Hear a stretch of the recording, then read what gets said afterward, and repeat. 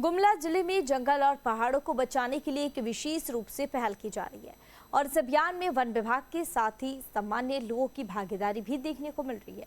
दरअसल आम लोगों को पेड़ों से जोड़ने और पेड़ों के संरक्षण के प्रति जागरूक करने के लिए वन विभाग ने बड़ी पहल की है। विभाग की ओर से एक प्रदर्शनी गुमला शहर के रोड के किनारे लगाया गया है, जहां पर 200 से अधिक पौधों को रखकर उनके बारे में बताई जा रही है। वहीं डीएफओ का कहना है कि इस तरह की पहल से जंगल को बचाया जा सकता है, क्योंकि जब लोगों को पेड़ और पौधों के गुणों की जानकारी मिलेगी तो उनसे ग्रामीणों का लगाव और बना रहेगा। प्लांटेशन करें, प्लांट को कंजर्व करें, उसे प्रोटेक्ट करें, इसके बारे में भी लोगों को मतलब इंफॉर्मेशन मिले, पहुँचे। दूसरा मकसद ये भी था।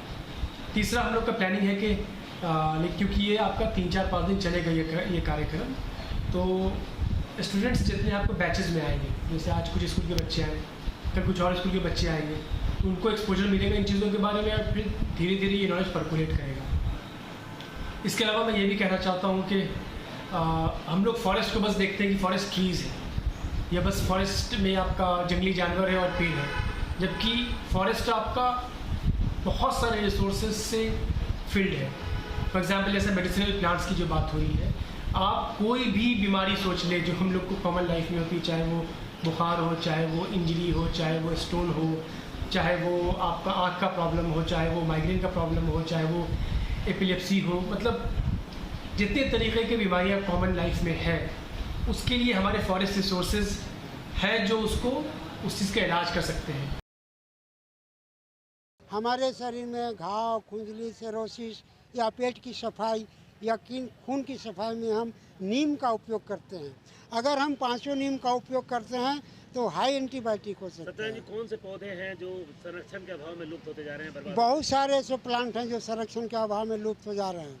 यहाँ पर हम लोग जितना पौधा को नाम जानते हैं उसका हम दवा के रूप में मानते हैं, जिसको हम नाम नहीं जानते हैं उसको हम घास कहते हैं। जंगल में कौन ऐसे पौधे हैं जो बहुत जटिल बीमारियों का इलाज कर सकते हैं? हाँ, बहुत ऐसे प्लांट्स हैं। कैंसर हो गया, आप जैसे आप छोटे आप कुछ ऐसे प्लांट्स आपको देखेंगे, जैसे इमली, आपको लगेगा कि इमली कोई दवा नहीं है, लेकिन इमली का पत्ती से इमली पल्लवी बनता है, इमली का बीज से सेक्स टॉनिक बनता है, इमली का गुद्दा से फ्रूट एसिड बनता है।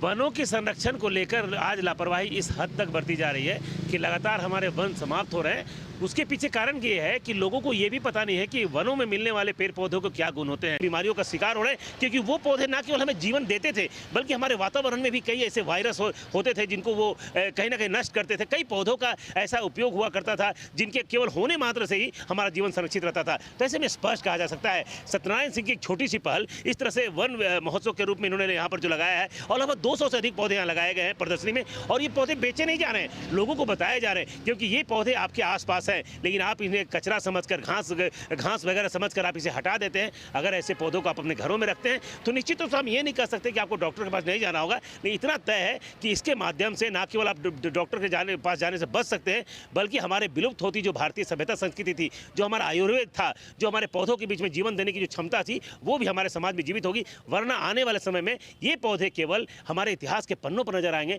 अपने आने वाले भविष्य की पीढ़ी को हम नहीं दिखा सकते। तो सत्यनारायण जी की ये पहल न केवल औषधीय जानकारी देने के लिए है, बल्कि आने वाले भविष्य के हमारे जो भविष्य के बच्चे होंगे उन्हें बताने के लिए भी कि हमारा भारत कितना समृद्ध था, हमारा जंगल कितना समृद्ध था, उसमें भी कारगर साबित हो सकता है। सुशील कुमार सिंह, गुमला।